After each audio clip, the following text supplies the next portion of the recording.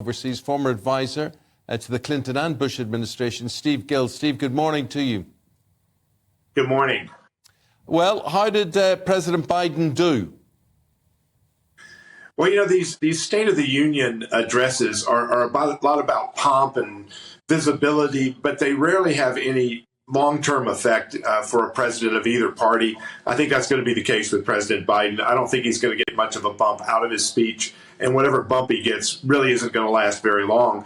You know, at times he was kind of mumbling, at times he was incoherent, and then he kind of went into some of these rants and screaming portions like he's been doing of late, kind of like the next door neighbor, old guy yelling, "Get off my lawn." So I'm not sure that the tenor and tone is really going to carry weight with the American people any more than the fact that he was trying to promote, which again his administration has been claiming the last few weeks, how great the American economy is when we still have high inflation, high gas prices, very low labor participation, and a lot of concerns over what's going on with our border. So I think overall, he's not going to really win many converts to his view of what's going on in America when the facts tell a different story.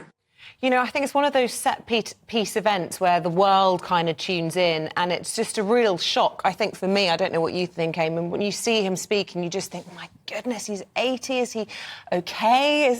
He seems frail. How's he doing in the, you know, popularity, opinion, approval ratings over in the States? Yeah, the interesting thing is, and you raise a great point, that if he runs for re-election, which he's saying he's going to do, if he gets re-elected, he'll be 86 years old at the end of his second term.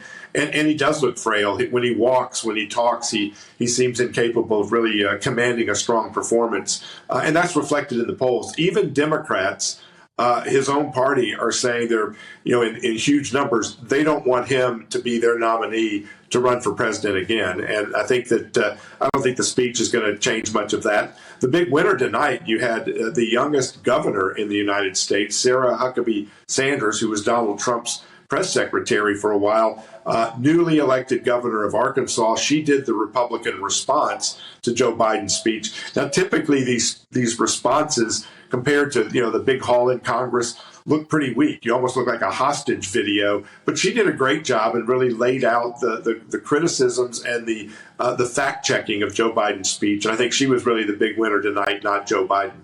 You know, she was always